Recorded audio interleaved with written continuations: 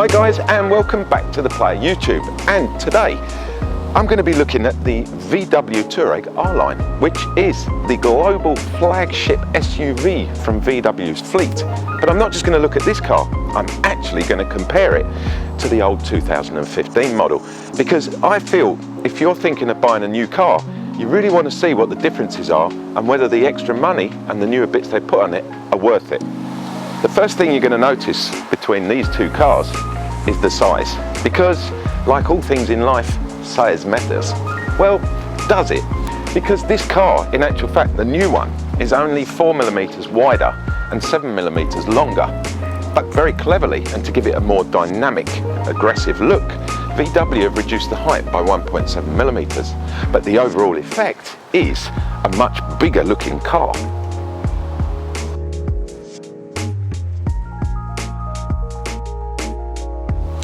So we've talked about the size of these cars and how much bigger this looks. However, from the front, they do look completely different. The first thing you're going to notice is an upgrade on these lights, which I think look much more slick and smooth in that grille that they've put on it. And the front bumper itself looks far more chunky and more aggressive, whereas the old one was a little bit more feminine with those smooth, silky lines. Another major difference on the new Touareg R-Line are the 20-inch alloys, and these are the diamond cut black ones, which are rather nice compared to the old 18-inch silver ones. You also notice there's some side detailing here. The car itself, I feel, is starting to look very much like a Bentley Bentayga, and there might be reasoning behind my madness there. So on the older model, I did particularly like the back of this car because it does look quite chunky and very off-roady, that 4x4 look. It's got that lovely chrome scuff guard along the back there. However, on the new one, I think VW have really gone to town on this. I love the new lights around here. Comparing them to the old one, these are so much more aerodynamic, and they sort of fit more with this more rounded look to the Touareg that we're getting. And the whole back of the car, it's lost that sort of scuff guardy bit that was out there. It just looks more like a car now, something a little bit more expensive. Right, so now let's get inside and have a look and just see what the differences are. I'm actually not going to compare this because it belongs to a neighbour of mine and it's probably full up with a load of junk, so we'll just take a look in this one. Trust me, this thing is a lot bigger inside. It's got a lot more depth to it. This is around 850 litres in the back here, and when the seats go down, it goes up to 1850 litres. You could almost get a double bed in here if you so wished. So we've got a rather large boot, but we also have my pet hate, the parcel shelf. So let's see how easily that comes out, because I know a lot of you do like a decent parcel shelf, and this one is a very decent parcel shelf. We'll take that out in a minute, but you can see how easy that went back.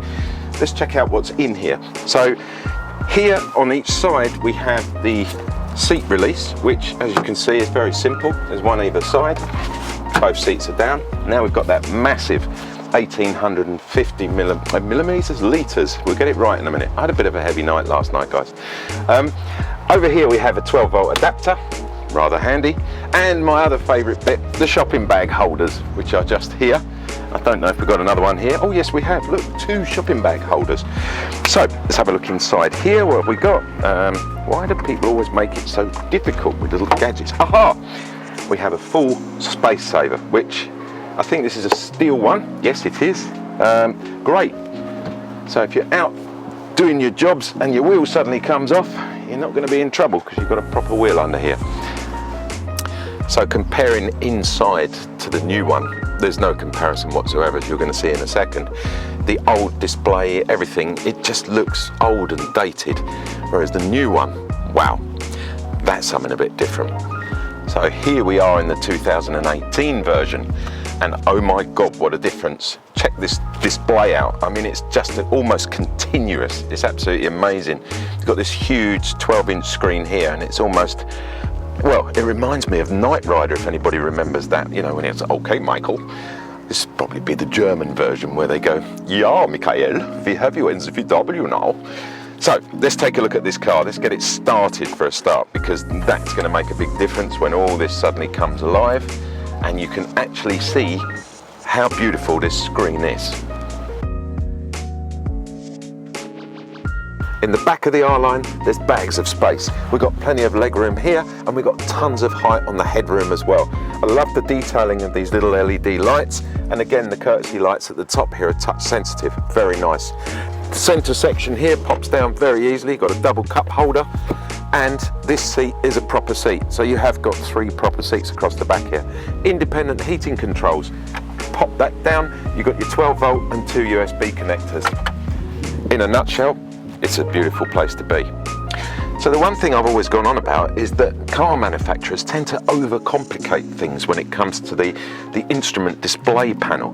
I mean, on this one you've got 2, so you've got an intuitive one here and another one over here, and this one does a fantastic map, or you can swap them around.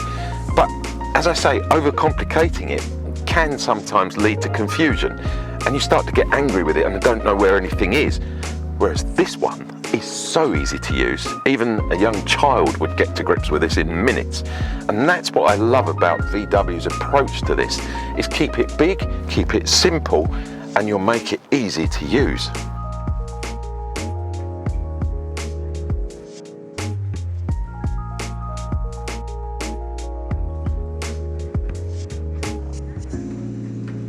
First thing you notice when you get the Touareg out on the road is it is silky smooth through the gears. It's got an 8-speed Tiptronic gearbox.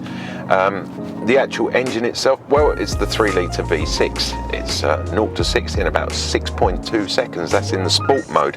Talking of modes, there is a lovely mode selector down here, and it has 6 different modes. So as you push the button, you can scroll between them.